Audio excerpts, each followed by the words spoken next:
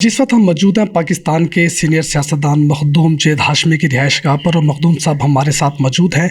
हम मखदूम साहब से बात करना चाहेंगे कि इस वक्त जो पाकिस्तान के सियासी हालात जा रहे हैं, वो हर जो पाकिस्तान का शहरी वो परेशानी में मुब्तला है। किसी को समझ नहीं आ रही कि पाकिस्तान की सियासत ये किस करवट जाके बैठेगी।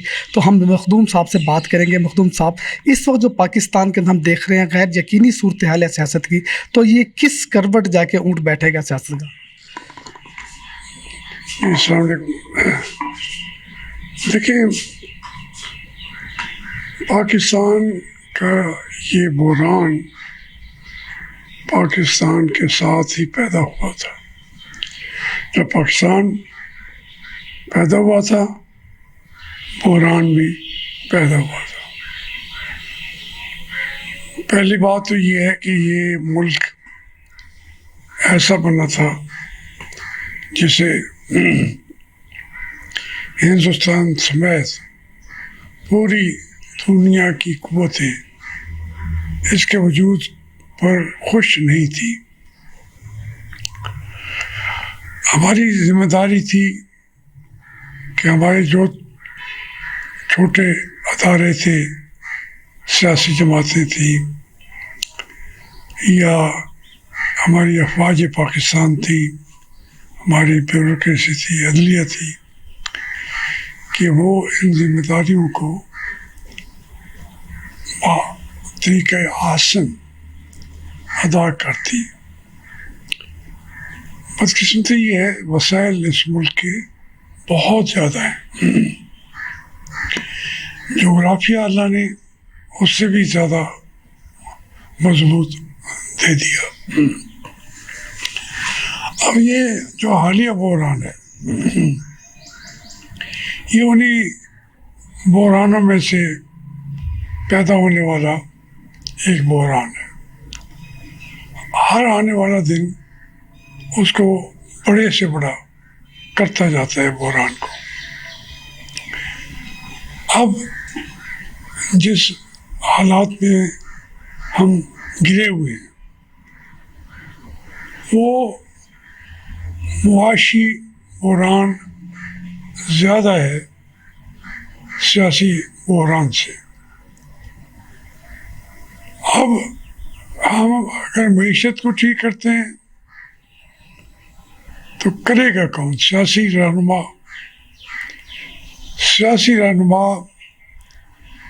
उस हैसियत में कभी भी उन्हें आज़ादाना तरीके से सियासत करने की इजाज़त नहीं मिली। अब ये बुहरान जो है, देखिए, महंगाई का एक से एक बढ़ता हुआ बुहरान है। आटे का बुहरान हल करने की बात की थी। जितनी लंबी लंबी कतारें शहरों में नहीं, देहातों में भी खड़ी हैं, और रोज़ाना वो उसके अंदर मसाइल पैदा हो रहे हैं। ये तो सिर्फ आटे की बात है। और इसके साथ साथ हम मकरूज से मकरूज तर होते गए, तो इसकी तरफ इशारा करते रहे हैं। हालात भी जो हमारे दोस्त ममालिक थे, वो भी कि अपने आप को ठीक कर लें। लेकिन यहाँ पे जमहूरियत को तो चलने ही नहीं दिएगा। हल सबसे बड़ा जो है वो पार्लिमानी निज़ाम को चलने की मौके दिए ही नहीं है। जब पार्लियामेंट बनती थी, उसकी असेंबली का पार्लियामेंट का इजलास ही नहीं बुलाया जाता।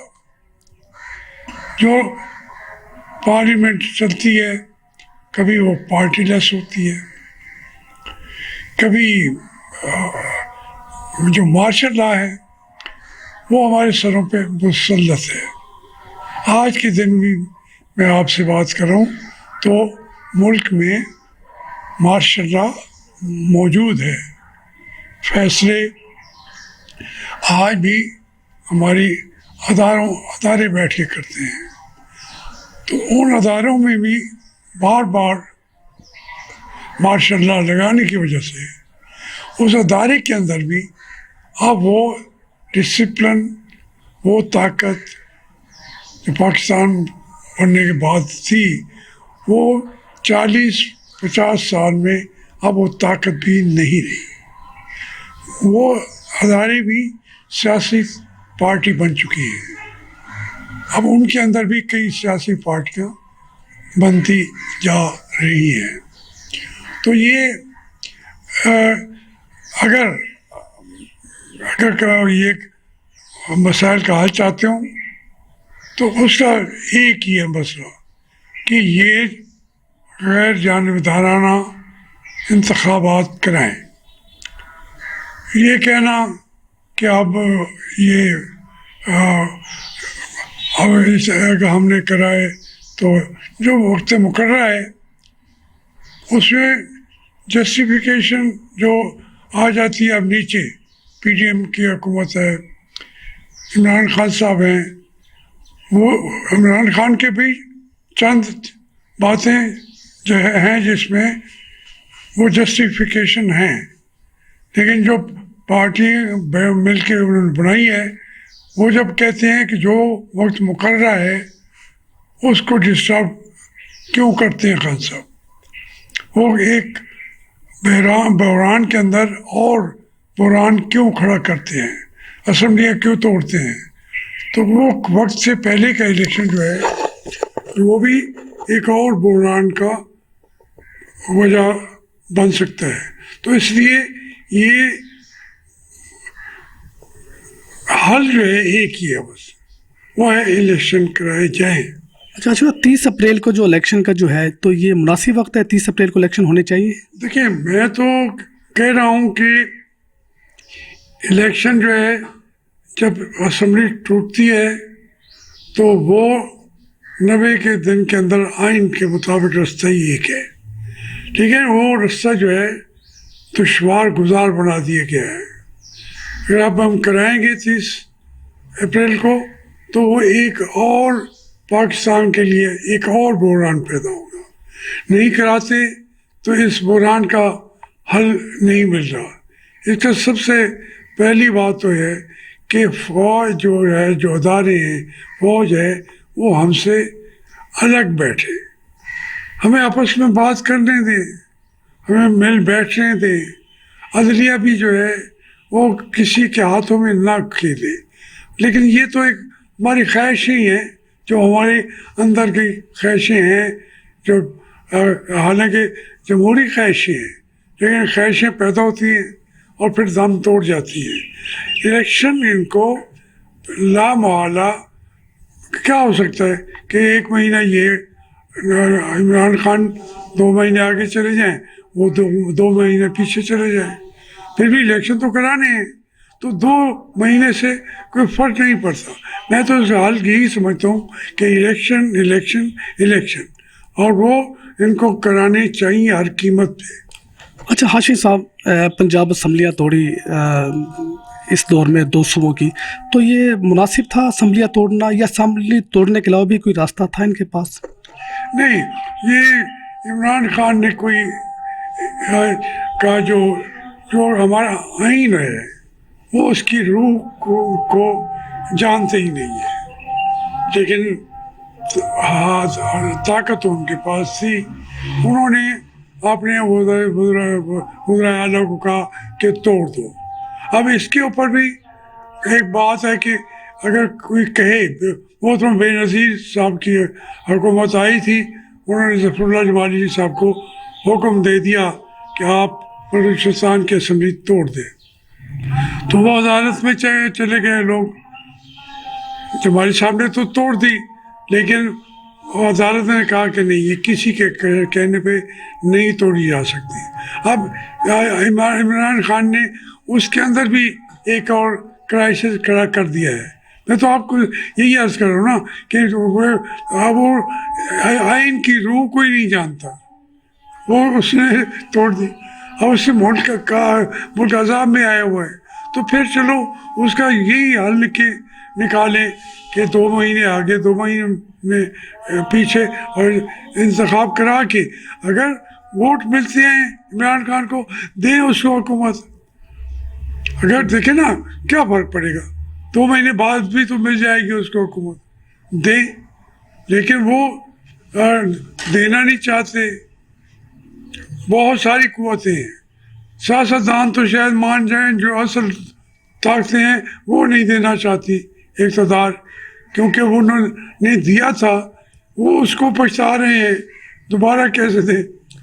अच्छा हाजी साहब, पीडीएम ने इमरान खान की रात हुकूमत ख़त्म की और इक़्तिदार पर वो ख़ुद आ गए, तो ये पीडीएम का इक़दामात को किस आप नज़र से देखते हैं कि मुनासिब इक़दाम था या नहीं करना चाहिए था? देखिए, आइन से हट कर तो ये बात नहीं हुई, पूरी तरह आइन के मुताबिक ही हुआ है कि एक वोट ऑफ कॉन्फिडेंस आया और वो उसने वोट आउट कर दिया इमरान खान साहब को। अब इमरान साहब का ये है कि जनाब मुझे इन्होंने नहीं घर भेजा, मुझे बाजवा साहब ने भेजा है। भाई आपको लाया कौन था? कोई मुझसे पूछे ना, दुनिया का कोई आदमी चश्मदीद तो नहीं है।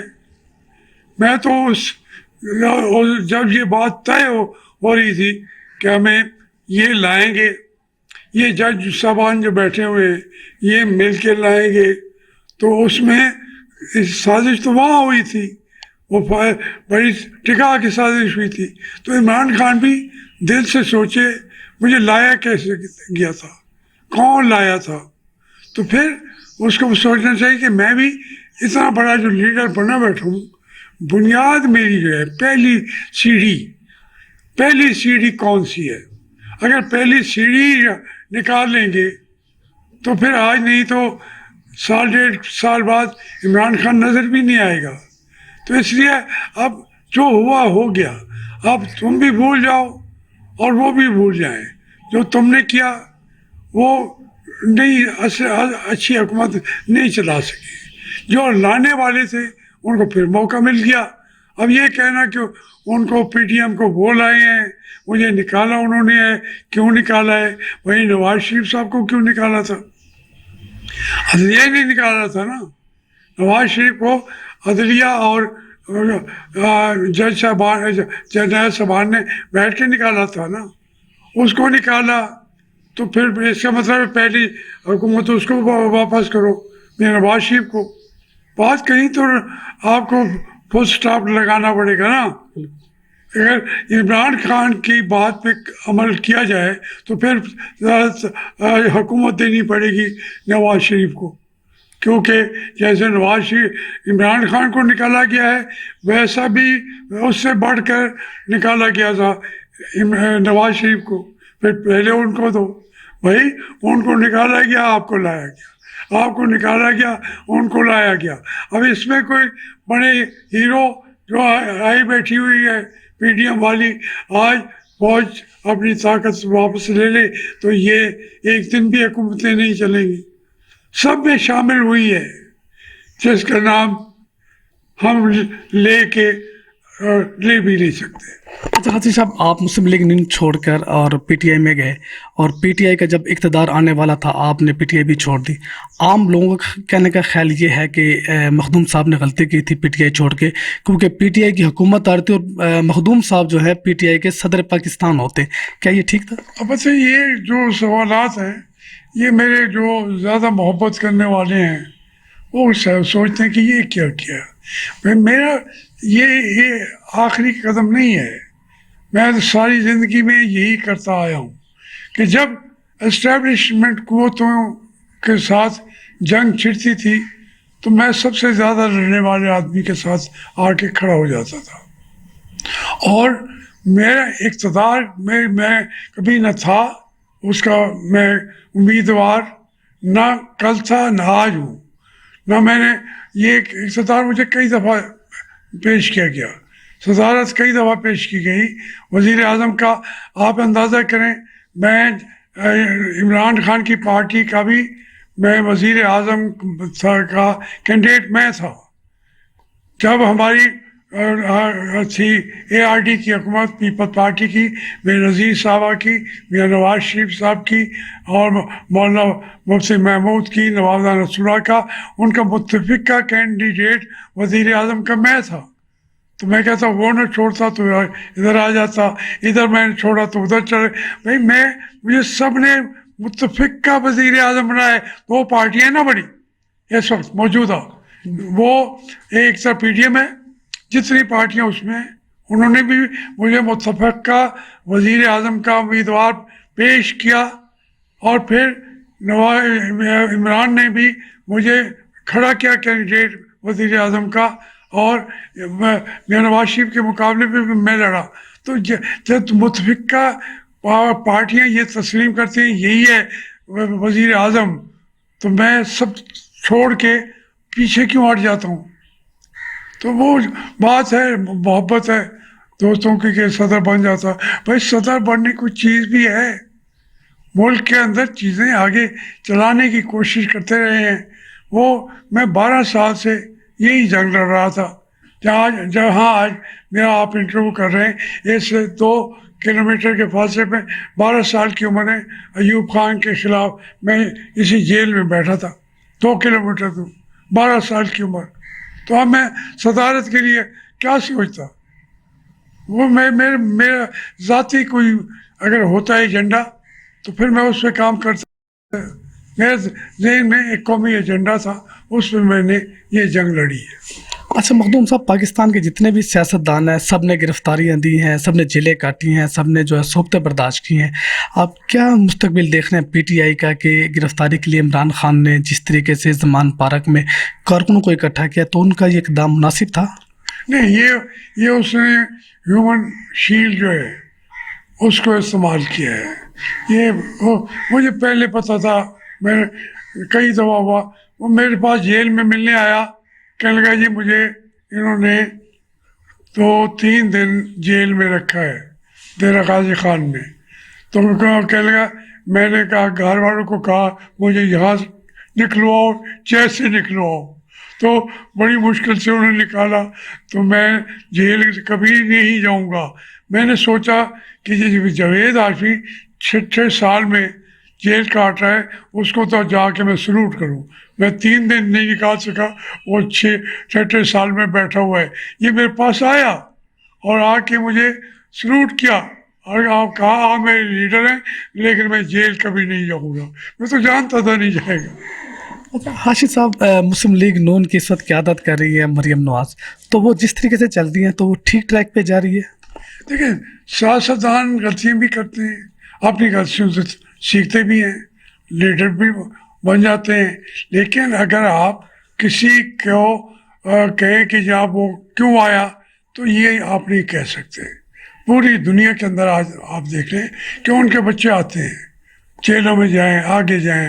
اب لیڈرشپ اس کو اس نے جیلوں میں بھی گئی ہے، بنی ہے، تو اس کو نہیں لگا کہ اس کو اگر چیف آرگنائزر بنایا گیا تو یہ اس کی لیڈرشپ کے لیے ٹیسٹ بھی ہے. لیکن یہ کہنا کہ وہ آگے کسی کی بیٹی کیوں آئے، میں تو اپنی بیٹیوں کو بھی الیکشن لڑایا ہے، وہ MNA بھی بنایا ہے. تو اس سے مریم نواز شریف کا جیل میں قیادت جس طرح ہو گئی ہے اور وہ بھگت کے باہر آئی ہے، تو میں سمجھتا ہوں یہ اس کا حق بھی ہے. اگر اس کو قیادت ملی ہے تو وہ انشاءاللہ بہتر کرے گی.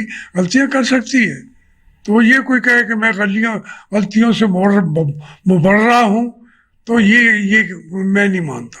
لیڈروں سے غلطیاں ہوں گی، سیاستدانوں سے غلطیاں ہوں گی، اس کا نتیجہ یہ نہیں ہے کہ اس کی جگہ پہ ایک اور پرویز مشرف آ جاؤ، ایک اور ضیاء الحق آ جائے، ایک اور یحییٰ خان آ جائے، ایک اور ایوب خان آ جائے. اس کا جو حشر ہے ہم دیکھتے ہیں. پاکستان ان سیاستدانوں کی جو وجہ سے خراب نہیں ہوا، اصل خرابی تو انہوں نے پیدا کی. اب آپ ان چاروں کے لے کے پلے کارڈ PTI والے کھڑے ہیں، تو چاروں کے بچے جو ہے وہ ان کے پاس اپنی پارٹی میں لیے بیٹھے. عمر ایوب بھی ہے، میرے تو وہ بھانجا ہے حق بھی ہے، اس کا ہمایوں اختر بھی ہے، سب کے بچے آ چکے ہیں. تو یہ گزارا بھی نہیں ہوتا، وہ نہ ان کے بچے آ جائیں ان کو تو قبول کر لیتے ہیں. سیاستدان کا بچہ آ جائے تو وہ کہتے ہیں دیکھیں جی یہ تو موروثیت ہے. یہ کوئی موروثیت نہیں. اچھا حاجی صاحب، ہماری سیاست کے اندر ایک چیز یہ آ گئی کہ نیگیٹو چیزیں آ گئی ہیں، سوشل میڈیا پہ ایک دوسرے کے خلاف ویڈیوز ڈالی جا رہی ہے، تو یہ اس کو کیسے دیکھیں گے آپ؟ دیکھیں یہ تو ایک نیا زمانہ ہے، میں نے کبھی زندگی میں سوچا بھی نہیں تھا. یقین مانیے یہ جو میرا جرنلسٹ برادری سے بہت تعلق رہا ہے، میں ان کی فیملی کے طور پہ رہا ہوں. صلاح الدین صاحب تھے وہاں کے کراچی کے، یہ مجیب الرحمان شامی صاحب ہیں لاہور کے، وہاں سے انصاری صاحب مشرق کے.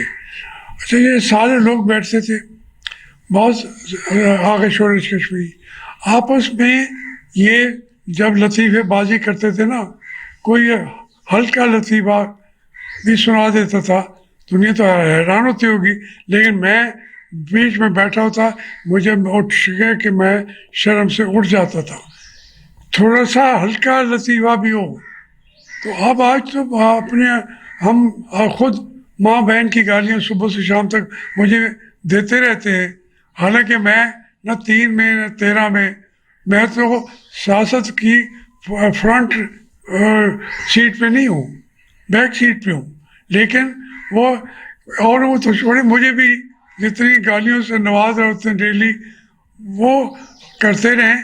وہ ہمیں پرواہ نہیں کرنا چاہیے. ایک نیا دور ہے، تبدیلی بھی آ جائے گی. کبھی پیپل پارٹی آئی تھی نا، وہ کسی کو پتہ نہیں، وہ اسی طرح کے طریقے سے ہمارے انہوں نے جو ہم کسی کو جلسہ کرنے کی طاقت نہیں ہوتی تھی، اجازت نہیں ہوتی تھی پیپل پارٹی کے بغیر. تو پھر ایک دن وہی پیپل پارٹی بہت ٹھیک ہو گئی ہے، اب کسی کو گالی نہیں دیتے، اب عدالتوں کا بھی مانتے، عدالتیں ان کا قتل کر رہی ہیں. وہ سے برداشت اتنی آئی ہے کہ وہ پیپل پارٹی برداشت کر گئی ہے.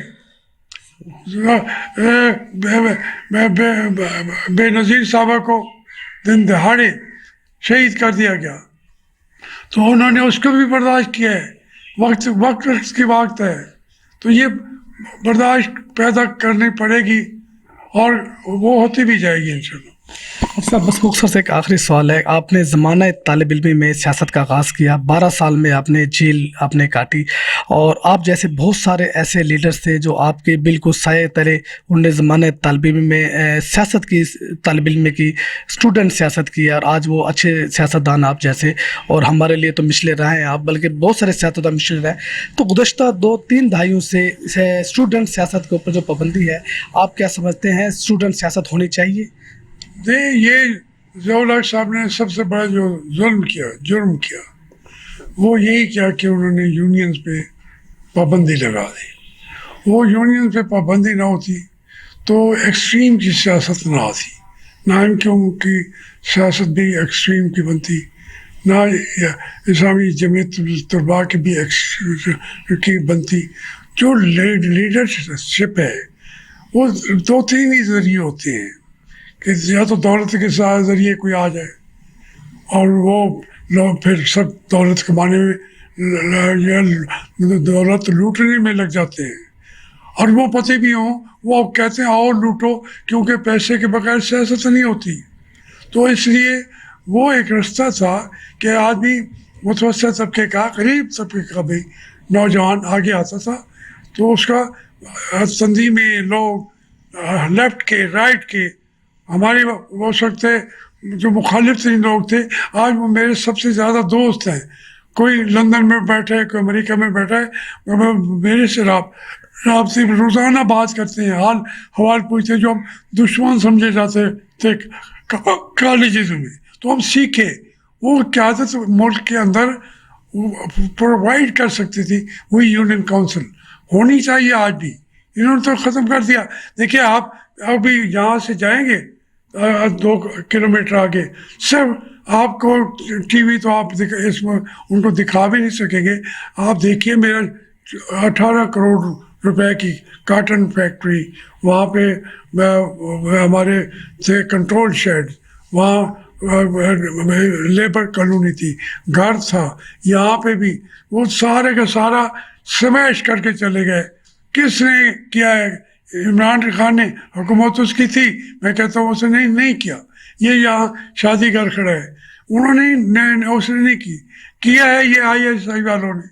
اچھا میں جو یہاں بیٹھا ہوں وہ کیسے وہ چاہتے ہیں کہ کوئی ان کو سچ نہ کہے, یہ ISI کی یا دوسری جو تھی, تو وہ اس طریقے سے جو ضیاء صاحب نے کیا تھا, یا جو آج یہاں تو وہ تنظیمیں کرتی رہی ہیں, اب تو وہ بھی خاموش ہو گئی ہیں, لیکن اس کو آپ ختم نہیں کر سکے اس لڑکے سے جس کی تربیت اسٹوڈنٹ یونین میں سے آگے نکلی تھی. میرا سب کچھ بھی لوٹ لیں, میں سچی بات کہنے کے اوپر یہ میں ڈپٹی میں نے اپنے سر پہ لے لی ہوئی ہے 12 سال کی عمر سے. تو اس لیے وہ یونینز اور وہ تنظیمیں ان کو کام کرنے کا موقع دیں, ان کو انکریج کریں, ان کو سرکاری سطح پر ان کی یونینز کے لیے پیسے رکھیں, تب جا کے اس ملک میں لیڈرشپ پیدا ہوگی.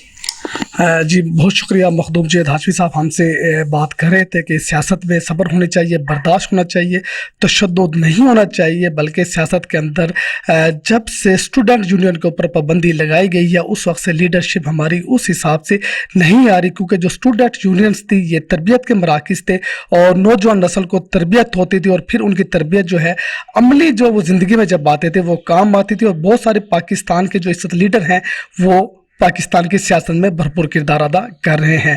مخدوم جید ہاشمی کا کہنا تھا کہ سیاست میں کل جو ان کے مخالف تھے آج ان کے دوست ہیں, اور وہ مختلف ممالک کے اندر ہے, وہ ان سے مستقل رابطے کے اندر ہیں, اور فون پر اکثر اوقات ان سے رابطہ رہ جاتا ہے. مخدوم صاحب کا کہنا تھا کہ یونینز بحال کی جانی چاہیے تاکہ ہماری جو نرسری ہے لیڈرشپ کی وہ اسی طرح جاری رہے, تاکہ ہمارے پاس جو اس وقت لیڈر کا بحران جو لیڈرشپ کا پیدا ہو وہ نہ ہو. کیمرامین شبیر بھٹی کے ساتھ رانا عرفان اسلام, انفو نیوز ملتان.